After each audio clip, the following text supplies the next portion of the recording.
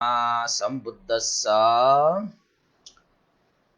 नमामि बुद्धं गुणसागरन्तं नमामि धम्मं सुगतेन देशितं नमामि संघं मुनिराज सावकं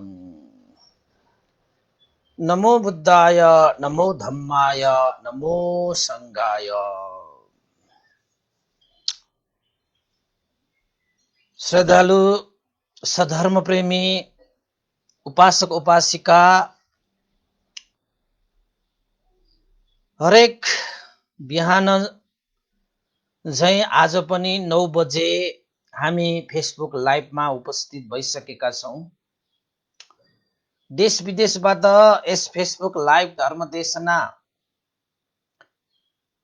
कार्यक्रममा जोड्नुहुने धर्मदेशना सुनिरहनुहुने सम्पूर्ण श्रद्धावन्त श्रद्धालु उपासक उपासिका सधर्म प्रेमी महानुभावहरूलाई सदाझै म भिक्षु इमलो श्री सिद्धि मंगल बुद्ध विहार सिद्धिपुर साना गाउँ थसी महालक्ष्मी नगरपालिका वडा नम्बर 6 बुद्ध मार्ग ललितपुरबाट सबैलाई मैत्रीपूर्ण न्यानो स्वागत टक्र्याउन चाहन्छु। त उपासक उपासिका तथा धर्मप्रेमी महानुभावहरू, आज हामीले बोधिसत्वहरूको कथा देशनालाई एकछिन विश्राम गर्दै समसामयिक विषयमाथि चर्चा गर्नेछौं, धम्म साकच्छा गर्नेछौं भन्नु पर्यो। त्यसैले आजको हाम्रो यो विषयवस्तु नै विजयादशमी यानि कि षष्ठ अस्त्र परित्याग दिवसको विषयमा हामी छलफल गर्नेछौं, हामी क्लास लिनेछौं, हामी धर्म देशना गर्नेछौं र चर्चा पनि गर्नेछौं। त बौद्ध वाङ्मयमा यो विजयादशमीलाई कसरी लिइरहेको छ, कसरी प्रारम्भ भयो र वास्तवमा यो विजयादशमी भनेको के हो, यसलाई बौद्ध क्षेत्रमा बौद्ध साहित्यमा कसरी उल्लेख गरिएको छ भन्ने विषयमा आज हामी सरसर्ती चर्चा चाहिँ गर्नेछौं। अब विस्तृत रूपमा जाँदाखेरि लामो पनि होला, त्यसैले आजको यो भागमा चाहिँ विशेषतः विजयादशमी यो किसिमले प्रारम्भ भएको भन्ने विषयलाई उल्लेख जुन चाहिँ पाली साहित्यमा बौद्ध साहित्यमा उल्लेख भएको अनुसार हामीले यो प्रसङ्गलाई उठाउन खोजिरहेका छौं। त अहिले विजयादशमीको लहर चलिरहेको छ। हुन त कोरोनाको कहरले गर्दाखेरि विजयादशमीको लहर अलिकति शिथिल हुनु स्वाभाविकै हो। तैपनि सम्पूर्ण मानव जगतले यो वास्तवमा यो विजयादशमी भनेको के हो, विजयादशमी कसरी प्रारम्भ भयो भन्ने विषयलाई जानिराख्नु चाहिँ अति आवश्यक हुन्छ, बुझिराख्नु चाहिँ अति आवश्यक हुन्छ। त समयको कालखण्डमा यो विभिन्न रूपमा परिवर्तित रूपमा यो विजयादशमीले रूप परिवर्तन गर्दै आइरहेको छ। अज्ञानता अविद्याको कारणले गर्दाखेरि गलत चिजलाई पनि सही रूपमा चाहिँ हामीले धारण गरेर यो विजयादशमीले अर्कै रूप दिइरहेको यो बौद्ध साहित्य र पाली साहित्यमा उल्लेख भए अनुसार पाइन्छ। त्यसैले विशेषतः भगवान बुद्धको उपदेश, भगवान बुद्धको शिक्षा अनुशासनलाई पालना गरी धारणा गरी जीवन यापन गर्ने जो कोहीले पनि यो विषयलाई बुझ्नु नितान्त आवश्यक छ र भगवान बुद्धको शिक्षा अनुशासन धारणा पालना नगर्ने ती व्यक्तिहरूलाई पनि यो विजयादशमीको विषयमा प्रकाश पार्नुपर्ने नितान्त आवश्यक छ। कुनै पनि विषय त्यसको यथार्थ गहिराईमा गएर बुझेर जानेर सिकेर हामीले त्यो विषयमाथि आफ्नो जीवनमा लागू गर्न सकियो भने त्यसको अर्थ नै महान हुन्छ, आनिसंस वृद्धि हुन्छ। त के हामीले चाहिँ जुन यो विजयादशमी मानिरहेका छौं, यो विजयादशमी के साँच्चैकै भगवान बुद्धको शिक्षा अनुसार भगवान बुद्धको शिक्षालाई ग्रहण गर्ने व्यक्तिहरूले धारणा गरे जस्तै पालना गरे जस्तै इतिहासलाई खोतल्ने हो भने के हामीले पनि त्यस्तै गरी पालना गरिरहेका छौँ कि छैनौँ, न चाहिँ उल्टो किसिमले नि पालना भइरहेको छ कि, न यसलाई चाहिँ अब सुधार्दै अगाडि बढ्ने हो कि, आदि इत्यादि विषयमा चाहिँ अन्वेषण गन्वेषण होइन, निरीक्षण परीक्षण समालोचना गर्नुपर्ने चाहिँ नितान्त आवश्यक विषयहरू पनि हुन्। यो कुरालाई प्रश्न नपारिरहेकै कारणले गर्दाखेरि आज विजयादशमी भनेर कसैले कसरी व्याख्या गरिरहेको छ, कसैले कसरी व्याख्या गरिरहेको छ। यो बीचमा पनि बौद्ध साहित्य पाली ग्रन्थहरूमा उल्लेख भए अनुसार विजयादशमी कसरी भयो, विजयादशमी कसरी प्रारम्भ भयो, कसरी सुरु भयो, वास्तवमा विजयादशमीमा कस्तो एउटा चाहिँ विशेष घटना घटेको थियो, त्यो घटनालाई पनि हामी जोडौँ। अब हुन त हाम्रा उपासक उपासिकाहरूले पनि यत्र तत्र यो विषयमा त धेरै कुराहरू चाहिँ अब विजयादशमीको उपलक्ष्यमा त शस्त्र अस्त्र परित्याग दिवस भनेर चाहिँ तपाईँको सभा समारोह पनि विभिन्न रूपमा हुन्छ। यो वर्ष त अब कोरोनाको कारणले गर्दाखेरि नहोला, तर धेरैलाई थाहा भएकै विषय वस्तु पनि हुन सक्छ, तर जीवनमा पालन गर्न नसकिरहेको मात्र हुन पनि सक्छ। तर अनुरोध म के गर्न चाहन्छु भन्दाखेरि साँच्चैकै हामी सत्य मार्गमा हिँड्ने हो भने, अहिंसाको मार्गमा हिँड्ने हो भने, साँच्चैकै धर्मको मार्गमा हिँड्ने हो भने विजयादशमी भनेको धम्म विजय दशमी हो। धम्म विजय दशमी वास्तवमा शस्त्र अस्त्र परित्याग गरेर धर्मबाट जीवनमा विजय प्राप्त गरेको दिन, जसलाई विजयादशमी भनिन्छ। अब यसै प्रसङ्गमा हाम्रो बौद्ध साहित्य पाली साहित्यमा उल्लेख भएको अनुसार हामी व्याख्या गर्दैछौँ। भर्खरै मैले तपाईहरूलाई सुनाइहाले, यो विजयादशमी भनेको वास्तवमा भन्ने हो भने हिंसामाथि अहिंसाको विजय,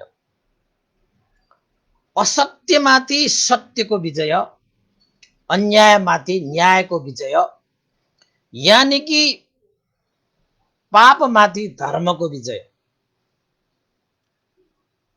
यसरी हामीले बुझ्नुपर्छ। त्यसैले विजयादशमी हामीले साँच्चै मान्ने हो भने अहिंसाको मार्गमा हामी हिँड्न सक्नुपर्छ। हत्या हिंसालाई हामीले त्याग्न सक्नुपर्छ। यद्यपि तपाईँ कुनै असत्य मार्गमा हिँडिरहनु भएको छ भने त्यो असत्य मार्गलाई त्यागेर विजयादशमी भनेर साँच्चै मान्ने हो भने सत्यको मार्गमा अब हिँड्न सक्नुपर्छ। तपाईबाट कुनै अन्यायपूर्ण चाहिँ काम, कर्तव्य, व्यवहार आदि इत्यादि भइरहेको छ भने त्यस्ता अन्यायहरूलाई त्यागेर न्यायको बाटोमा हिँड्न सक्नुपर्छ। पाप अकुशल आदि इत्यादि काय वाक चित्तद्वारा पाप अकुशल कर्महरू भइरहेको छ भने त्यस्ता कुरालाई पनि त्यागेर अब धर्मको मार्गमा हिँड्नुपर्छ। त वास्तवमा साँच्चै नै भन्ने हो भने विजयादशमी भनेर यी सम्पूर्ण कुरालाई चाहिँ एक मुष्त तपाईहरूलाई चाहिँ अर्पण गर्ने हो भने चाहिँ विजयादशमी यानि कि विजय भएको दशमीको दिन भन्ने हो भने आफैले आफैलाई विजय प्राप्त गर्ने दिन, आफैले आफैलाई विजय प्राप्त गर्नु नै सुख र शान्तिको मार्ग हो। आफैले आफैलाई विजय प्राप्त गर्नु नै साँच्चैकै सङ्ग्राम जित हो भन्ने विषयको सन्दर्भ पनि हामी यहाँ जोड्छौँ। त्यसैले हामी पनि संसार जितिरहेका हुन्छौँ, संसारलाई हामी परास्त गरिरहेका हुन्छौँ, तर आफूलाई जित्न सकिरहेका हुँदैनौँ र आफ्नो यो हृदयभित्र भएका यो अकुशल पाप होइन, यो चाहिँ हिंसा, यो चाहिँ असत्य र अन्यायलाई हामीले जित्न सकिरहेका हुँदैनौँ।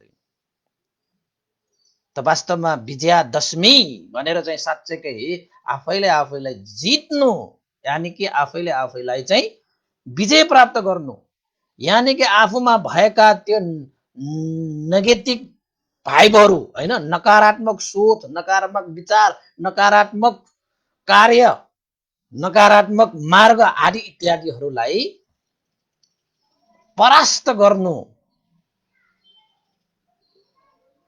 विजयादशमी मानेको हुन्छ के, नत्र मानेको हुँदैन। नत्र भने त यो परम्परा संस्कृति जस्तै हामीले मानिरहेका मात्रै हुन्छौँ। त्यस्ता त कति मानियो। हाम्रा बुवा बाजे बराजुहरूले पनि मान्दै गए। अब हामीले पनि त्यस्तै गरी मात्रै मान्ने हो भने हाम्रा छोराछोरीहरूले पनि त्यस्तै गरी मान्ने मात्रै हुन्। यो त खोला बगे जस्तो बगिरहने मात्रै हो। त्यसैले हामीले पनि यो विजयादशमीको अर्थ, मूल्य, मान्यता, यसको विशेषतालाई जान्नु पर्यो र हाम्रा सन्ततिहरूलाई पनि यो विजयादशमीको अर्थ, मूल्य, मान्यता र विशेषता बुझाइदिनु पर्यो। उपासक उपासिका हामीहरूले पनि। त आज सन्दर्भमा जोड्न गइरहेको छु मौर्य वंश, जुन मौर्य वंश त्यति बेलाका जम्बुद्वीप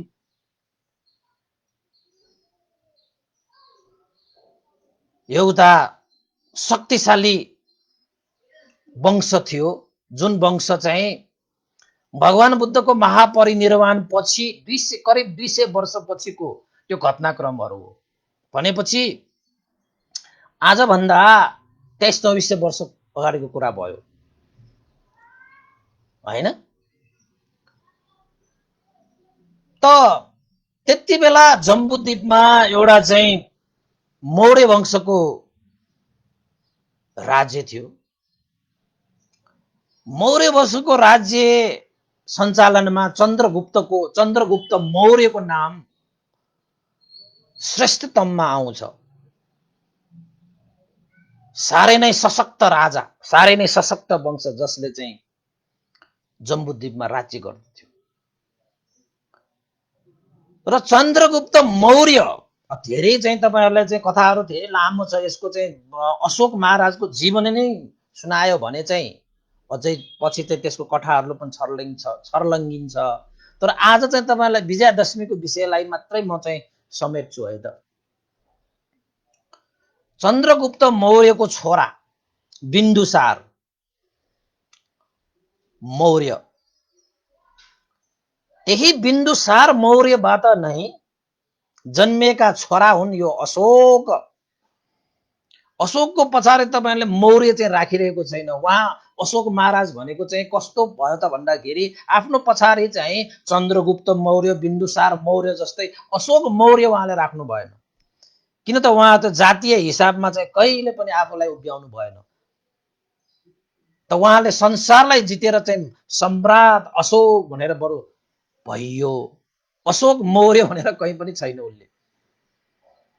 तर बिन्दुसारको छोरा भएको कारणले अशोक मौर्य नै हो।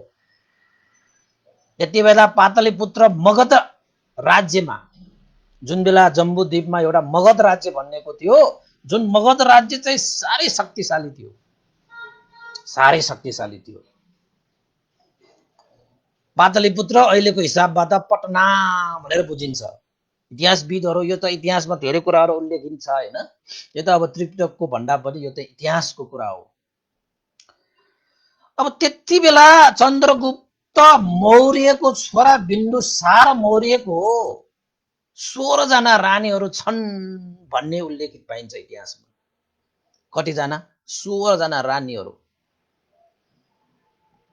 हैन।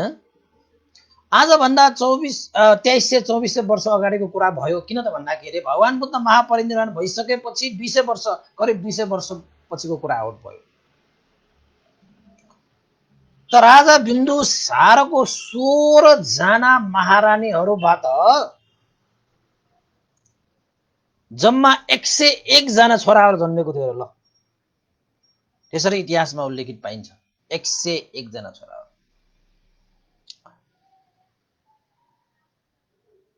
एक जना छोराहरू राजकुमार भएको त्यो मगधराज कति विशाल होला हो, तपाईँ आफै पनि विचार गर्न सक्नुहुन्छ। त्यो 101 जना छोराहरूको सबैको नाम चाहिँ इतिहासमा पनि उल्लेख छैन। यतिजना छ भन्ने कुराहरू चाहिँ इतिहासमा उल्लेख छन्। तर ती 101 जना छोराहरू मध्येमा सबभन्दा ज्येष्ठको भनेर उल्लेखित छ सुसीम, राजकुमार सुसीम, र कतै उसलाई चाहिँ सुमन भनेर पनि उल्लेखित पाइन्छ। नाम के त कसै कसैको नाम दुईटा पनि लेखेको हुन्छ कि। र सुसीम भने पनि सुमन भने पनि त्यही व्यक्ति हो। त्यसपछि अर्को व्यक्तिको नाम आउँछ अशोक, त्यसपछि अर्को व्यक्तिको नाम आउँछ तिस्स। यी 3 जना छोराहरूको नाम चाहिँ मजाले इतिहासमा उल्लेखित चाहिँ पाइन्छ। हुन त उनीहरूको 101 जना छोराहरू थिए हैन, राजकुमारहरू थिए। त मगधमा 101 जना राजकुमारहरूको बीचमा अशोक राजकुमार चाहिँ साह्रै नै सशक्त, शिल्प विद्यादेखि लिएर सारै क्षेत्रमा चतुर, धेरै महत्त्वकांक्षा पनि थिए त्यो राजा, धेरै महत्त्वकांक्षा। र उसलाई के चाहन्थ्यो त भन्दाखेरि मगधको राजा हुन चाहन्थ्यो। तर बिन्दुसार राजा भने सुमन राजकुमारलाई चाहिँ राजा बनाउने चाहना राख्दथ्यो पनि। त्यसै कारणले गर्दाखेरि अशोक राजकुमारले आफू मगधको राजा हुन पाउनेमा शंका उत्पन्न हुन थाल्छ। र बेला बेलामा बच्चैदेखि त्यसको एउटा कस्तो स्वभाव हुन्थ्यो त भन्दाखेरि राष्ट्रमा एउटा राजा भएर शासन चलाउने उसको बच्चैदेखिको सोख के। यद्यपि उसको दाइ पनि थियो सुसीम यानि कि सुमन,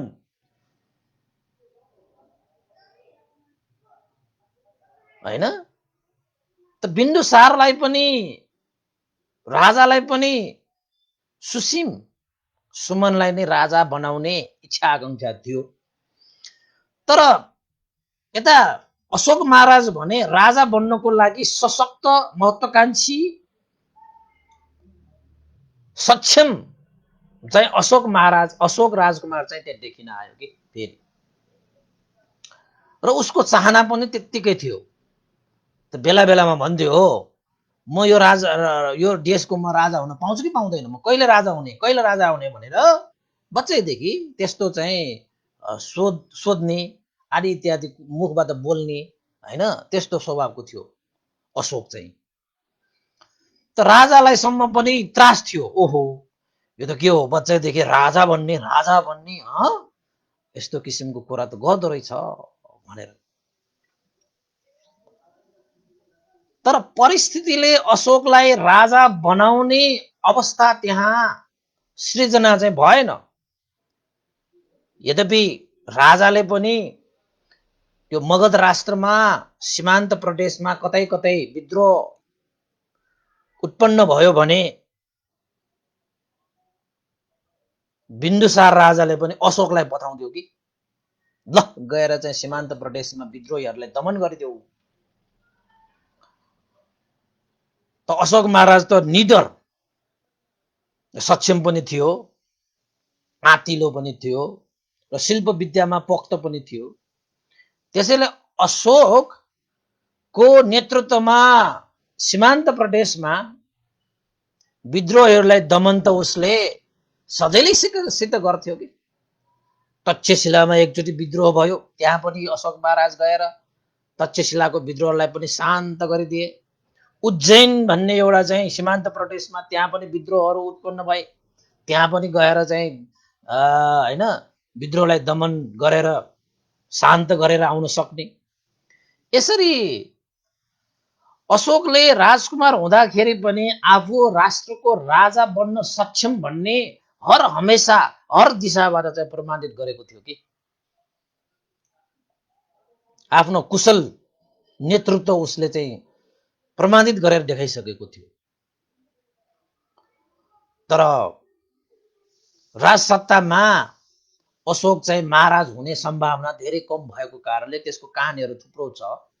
हुन त सुमन राजकुमारलाई त्यहाँ राजा बनाउने बिन्दुसारको पनि चाहना थियो, इच्छा थियो, तर सक्षमता र उसको इच्छा शक्ति उसले प्रमाणित गरेको देख्दाखेरि राजपुरुषहरू आदि इत्यादि भने अशोक महाराजलाई नै राजा बनाउनु पर्छ कि भन्ने सोचमा गइसकेको थियो। किन त भन्दाखेरि अशोक महाराजको चाहिँ नेतृत्वमा राज्य सञ्चालन भयो भने चाहिँ ठुलै यो राज्यको चाहिँ विशाल काय बन्छ भन्ने अनुमान चाहिँ गरिसकेको थियो। तर बिन्दुसारले भने अशोकलाई राजकुमार राजा अभिषेक गर्ने त कुरा त्यहाँ अलिकति भएन। त्यहाँ त नभइसकेपछि अशोकले भनौँ अहिलेलाई 101 जना दाजुभाइहरू मध्येमा 79 जना दाजुभाइलाई उसले हत्या गरेको थियो।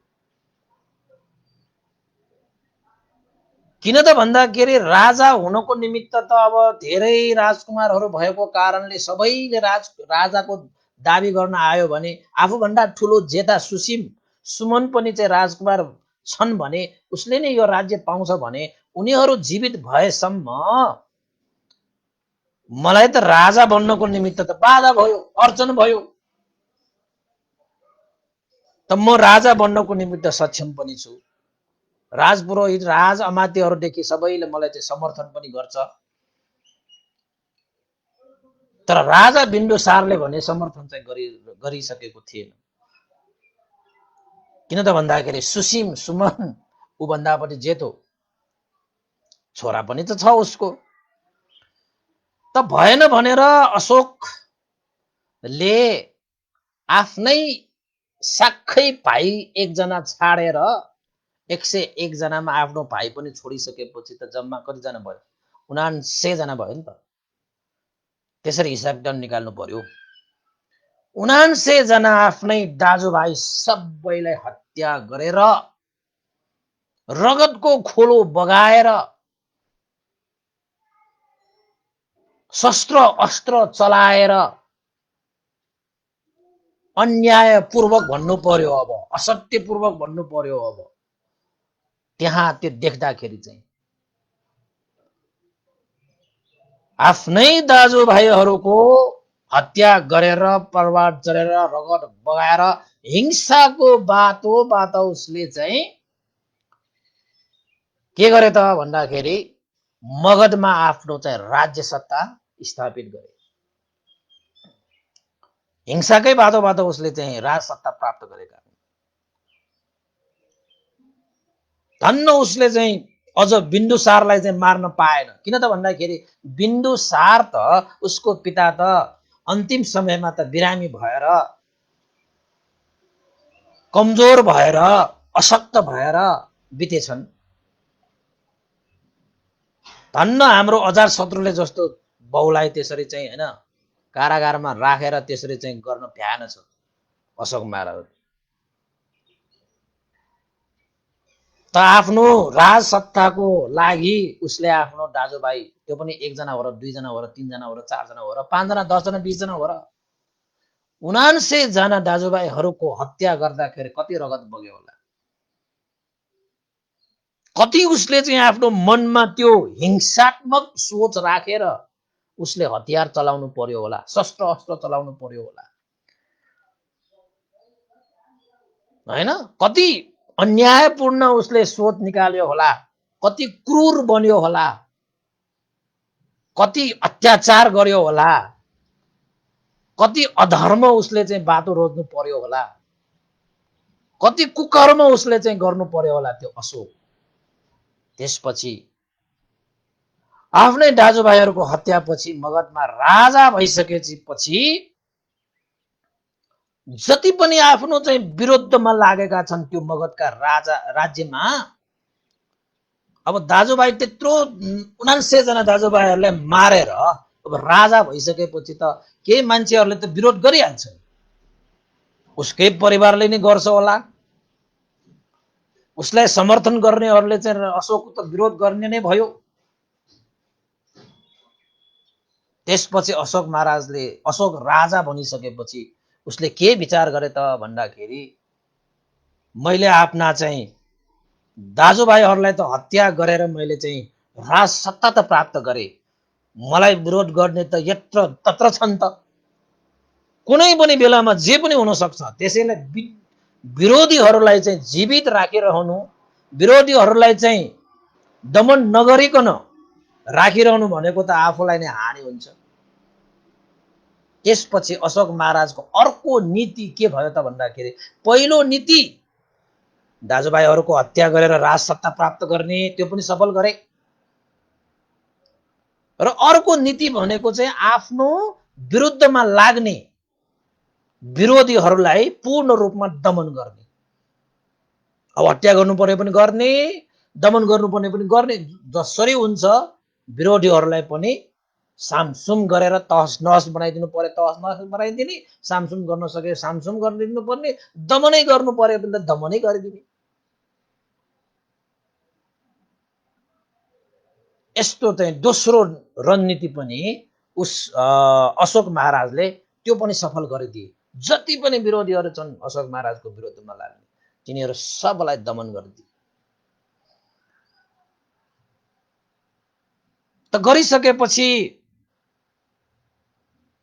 के सोचे त भन्दाखेरि अब त राज्यमा मै छु त,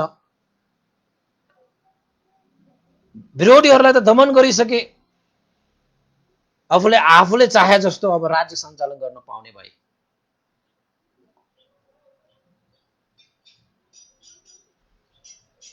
भन्दै त्यसपछि अशोक महाराज त महत्वाकांक्षी, अशोक महाराजलाई आफ्नो यो मगध राष्ट्र पाटलिपुत्रमा मात्रै राज्य सञ्चालन गरिरहँदाखेरि पनि चित्त बुझेन। महत्वाकांक्षी व्यक्ति भएको कारणले अशोक महाराजले आफ्नो राष्ट्रमा मात्र होइन कि परराष्ट्रहरूमा, अन्य राष्ट्रहरूमा पनि आँखा गर्न थाले। त अशोक महाराजले के सोचे त भन्दाखेरि जसरी मैले आफ्नो राज्यमा आफ्नो चाहिँ पकड बनाएको छु, छर छिमेकीका यति यत्रा जति पनि राज्यहरू छन् सबैलाई आफ्नो अधीनमा पार्न पाए कति हुन्थ्यो। सबै माथि विजय प्राप्त गरेर एक छत्र राजा बन्न पाए कति हुन्थ्यो। त्यति बेला त्यो जम्बूद्वीप भनिन्छ त्यो समयमा। यो सारा जम्बूद्वीपको एक छत्र राजा सम्राट हुन पाए कति जाति हुन्थ्यो। आफ्नो राज्यमा त आफ्नै हुकुम चल्छ, आफ्नै शासन चल्छ, आफ्नै अधीनमा भयो सबै राज्य। विद्रोहहरू पनि कोही पनि भएन, विद्रोहहरूको पनि तहस नहस बनाइदिए होइन। मार्नु पर्यो मार्ने, काट्नु पर्ने काट्ने, यो के गर्नुपर्छ गर्ने। यो हत्या यो हिंसा केही पनि उसलाई वास्ता छैन। त्यसरी दाजुभाइहरूको हत्या गरिसकेपछि, हिंसा गरिसकेपछि, राज्यमा विद्रोहीहरूलाई पनि तहस नहस पारिसकेपछि अब उसको चाहिँ नजर भनेको अरू राष्ट्रहरूमा राज गर्ने, अरूहरूलाई पनि परास्त गरेर उनीहरूमाथि विजय प्राप्त गर्ने। यसरी चाहिँ सोच नै हिंसात्मक हुँदै गइरहेको छ।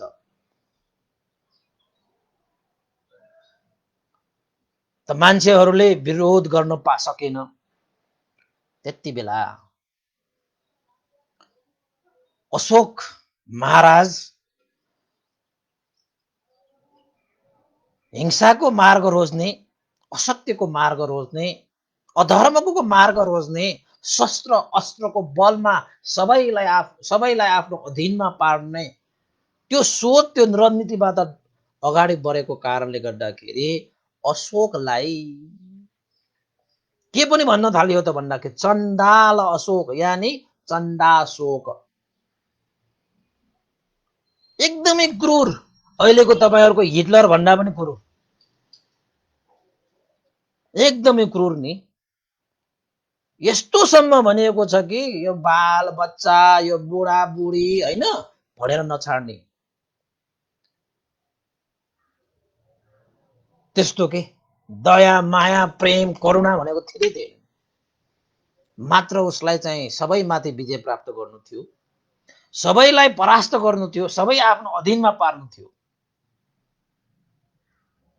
हैन? त्यसपछि अशोक महाराजले नजिकका देशहरूमा राष्ट्रहरूमा हमला गर्न थाले। जताततै युद्धको माहौल, यता युद्ध हुँदैछ, त्यता युद्ध हुँदैछ, यता विजय, यता पराजय, यता सङ्घर्ष भइरहेको छ, यहाँ युद्ध भइरहेको छ, यहाँ यस्तो वा त्यस्तो, यति मान्छे मर्यो, त्यति मान्छे मर्यो, यति हत्या भयो, रगतको खोलो बग्यो, यहाँ विजय, यहाँ पराजय, उनीहरू परास्त भए, आदि इत्यादि। युद्धबाट उसको चाहिँ जीवन चाहिँ सुरु भयो। आफ्नो राष्ट्रमा मात्र होइन, विदेशी राष्ट्रहरूमा त्यसरी युद्ध गर्दा गर्दै गर्दा गर्दै ठुलै विजय पनि प्राप्त गर्दै उसले राज्य विस्तार पनि गर्न थाले। युद्धहरू जित्यो, संग्राम जित भयो उनीहरूको, उसको लागि त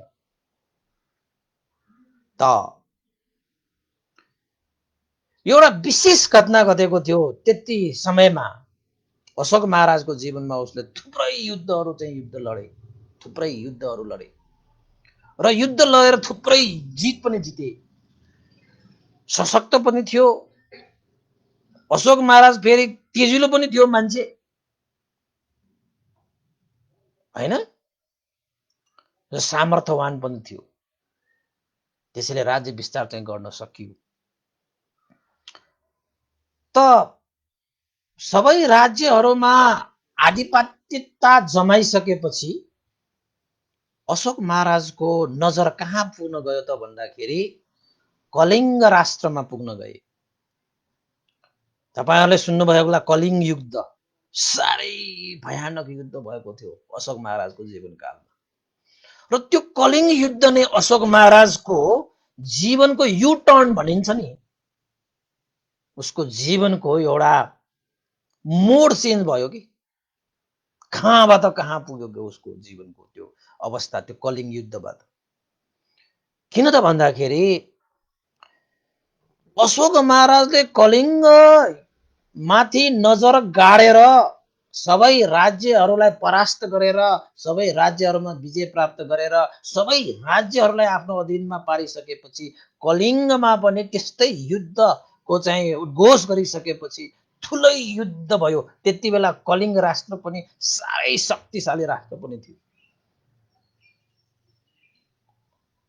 भनिन्छ कलिङ्गमा युद्ध गर्दाखेरि कलिङ्गका ती राष्ट्रबाट पनि वीरतापूर्वक त्यहाँ चाहिँ युद्ध सम्पन्न भएको भनेर चाहिँ उल्लेखित पाइन्छ यो चाहिँ इतिहासमा। बच्चादेखि बुढासम्म पनि आफ्नो राष्ट्रको निमित्त युद्धमा होमिन आएको थियो रे कलिङ्ग राष्ट्रका ती चाहिँ बालकदेखि वृद्धसम्म, यतिसम्म कि महिलाहरू पनि तपाईको चाहिँ महिलाहरू त युद्धमा आउनु हुँदैन, तैपनि उनीहरू चाहिँ वस्त्रहरू चाहिँ हैन पोसाकै चेन्ज गरेर चाहिँ पुरुषहरू भनेर त्यसरी चाहिँ युद्धमा होमिन आएको थियो रे। घनघोर युद्ध, त्यस्तो युद्ध त संसारमा अहिलेसम्म कहिले भएकै छैन होला, कहिले भएकै छैन होला। इतिहासमा उल्लेखित छन् अशोक महाराजको त्यो युद्ध घोषणाबाट जुन महासंग्राम भयो कलिङ्ग राष्ट्रमा, जुन कलिङ्ग युद्धमा मान्छेहरू त लाखौं मरे, त्यति बेला लाखौं मरिसकेपछि हैन, लाखौं मान्छेहरू घाइते भए, लाखौं मान्छेहरूलाई चाहिँ के भनिन्छ तपाईको चाहिँ कैदी बनाए, दशौं हजार हात्ती घोडाहरू चाहिँ लास त्यहाँ चाहिँ त्यो कलिङ्ग युद्धमा चाहिँ बिछ्याइरहेको थियो। त अशोक महाराजले त्यो कलिङ्ग युद्ध जितिसकेपछि, हुन त अशोक महाराज ठुलै सङ्घर्ष गरेर ठुलै संग्राम गरेर कलिङ्ग युद्ध पनि जित्न चाहिँ जिते, तर त्यति सजिलोसँग कलिङ्ग युद्ध जितेको होइन। ठुलै सङ्घर्ष भयो, ठुलै सङ्घर्ष भयो। यति रगत बत्यो, यति हिंसा भयो, यति शस्त्र अस्त्र प्रयोग भयो, यति त्यहाँ चाहिँ प्राणहरू चाहिँ गए, यति हिंसा भयो। त्यसको चाहिँ के भन्छ, यति उत्ति भनेर चाहिँ भन्नै नसकिने किसिमले त अशोक महाराजले कलिङ्ग युद्ध जितिसकेपछि कलिङ्गमा युद्धको मैदानमा अशोक महाराजले पाइला टेक्दाखेरि उसले यस्तो एउटा चाहिँ नरसंहार देखे कि, विभत्सपूर्ण अवस्था देखे कि लाखौं मान्छेहरू चाहिँ मुडा जस्तै त्यो चाहिँ युद्ध भूमिमा हैन लडिरहेका। त्यो पनि कसरी? रगतले चाहिँ शरीर पूर्ण रूपमा चाहिँ रगतले लपेटिएको,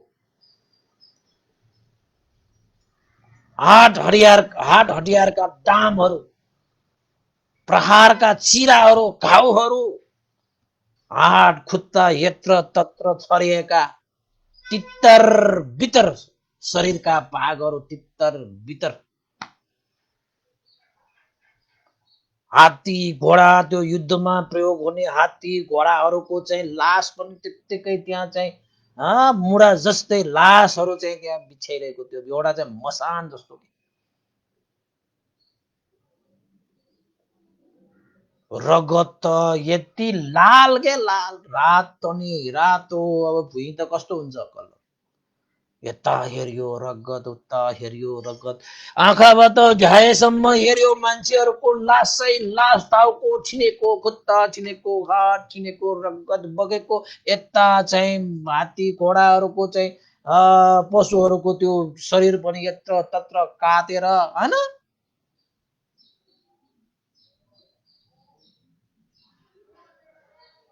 त्यो दृश्य यति भयानक भयो कि, यति त्रसित भयो कि, यति अशान्त त्यो वातावरण भयो कि बयान गरेर शान्ति छैन।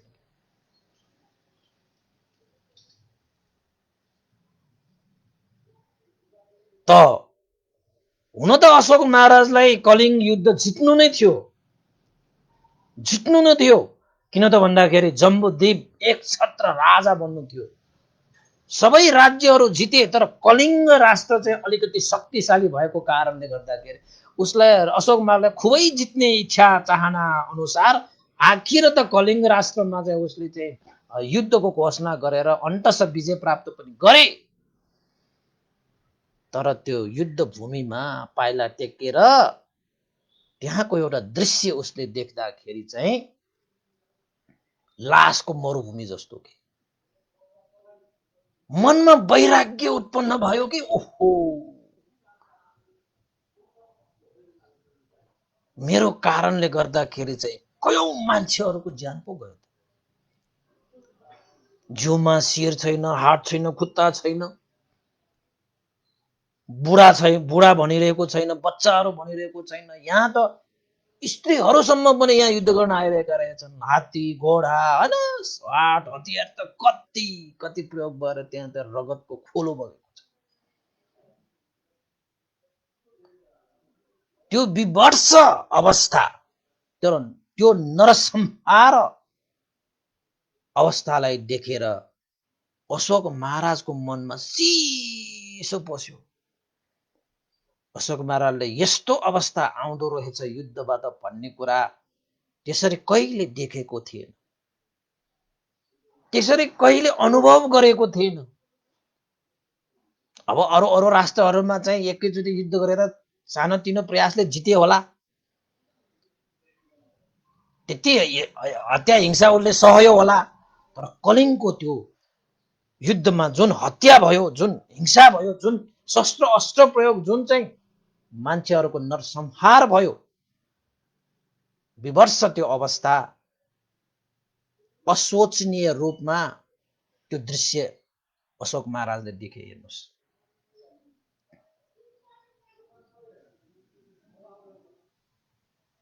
राजाको मनमा वैराग्य उत्पन्न भयो, बाबा यस्तो हुन्छ।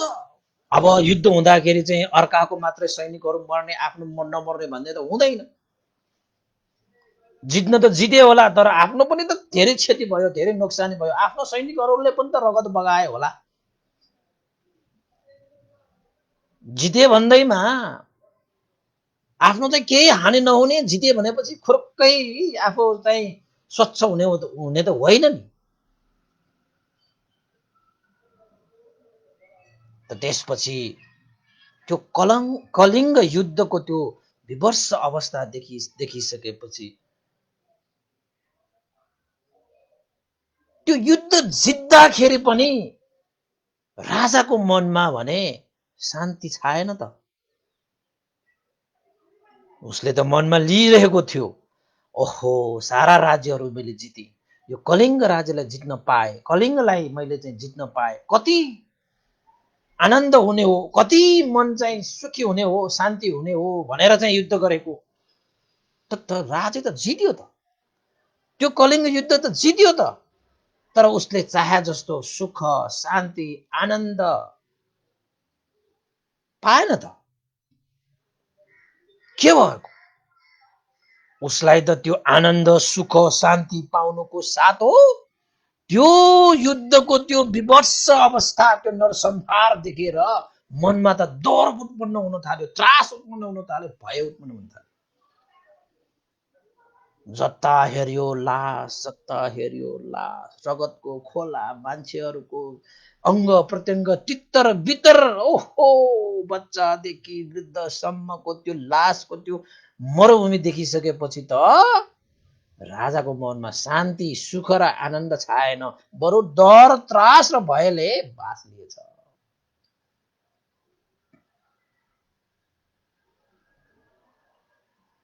किन त भन्दाखेरि अशोक महाराजले संसारै जिते पनि त्यो कलिङ्ग युद्धपछि आफूसँग भने हारे।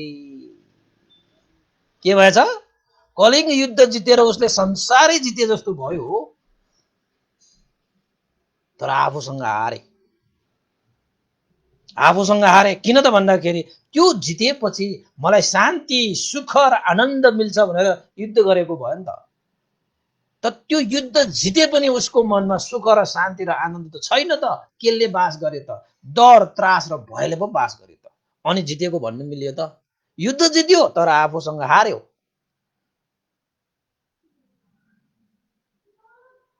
त अशोक महाराजको मनमा वैराग्य उत्पन्न भयो। के भएको यो?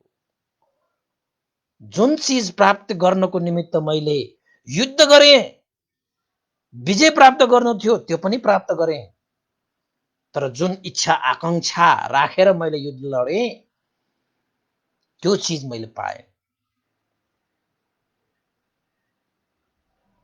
राजाको कानमा केही त्यो युद्ध भएर त्यहाँ चिच्याहाट हुन्छ नि त, चित्कार भन्छ हैन त्यसलाई, चिच्याहाट चित्कार।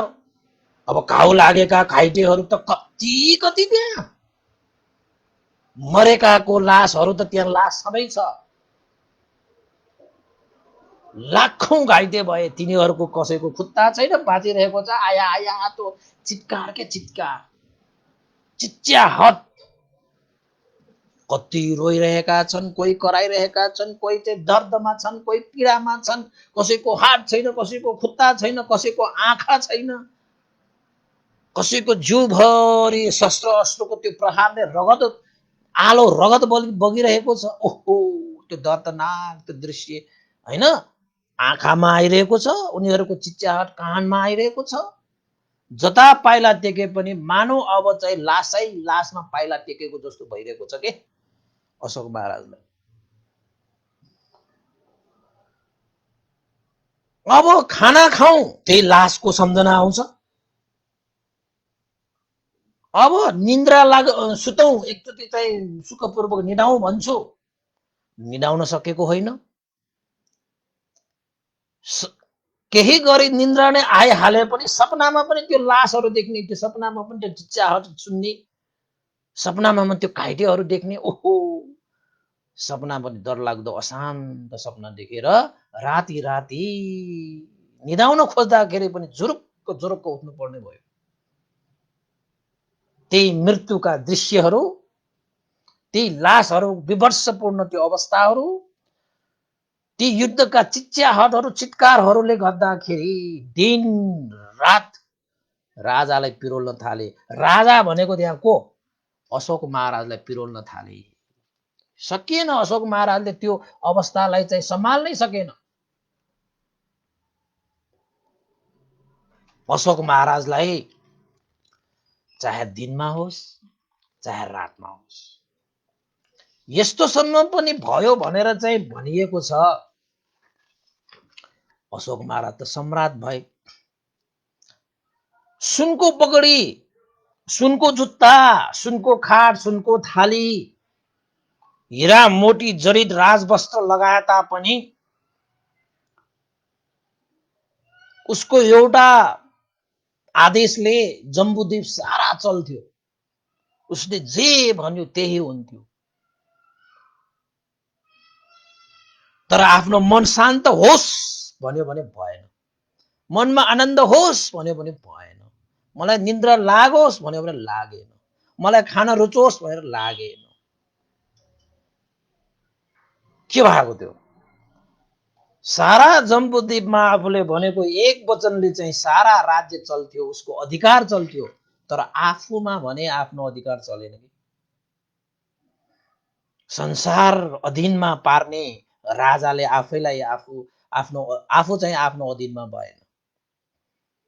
निदाउन खोज्छ, निदाउन सकेन। खान खोज्छ, घुटुमो निल्नै सकेन। यसो बस्छ, एकछिन बस्न पाएको हुँदैन, बस्न सकिँदैन, जुरुक्क उठिहाल्छ। यता दौड्यो, उता दौड्यो, झ्यालमा बस्यो, बरन्डामा बस्यो, खाटमा सुत्यो। त्यो क्षणिक मात्र भयो, क्षणिक मात्र भयो।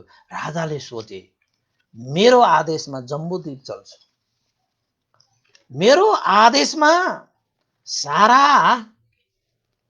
नीति नियम चल्छ, तर मैले आफूलाई चलाउन सकिनँ। मैले संसारलाई जितेँ तर म आफूसँग हारेँ। सुनको पोखरी लगाएर के गर्ने, सुनको जुत्ता लगाएर के गर्ने, हिरा मोती जडित वस्त्र लगाएर के गर्ने, सुनको खाटमा सुतेर के गर्ने, निन्द्रा छैन। सुनको थालीमा खाएर के गर्ने, पेट भरेन। हिराको वस्त्र लगाएर के गर्ने, शरीरमा त सुहाएन उसलाई, हैन। हामीलाई त्यसरी चाहिँ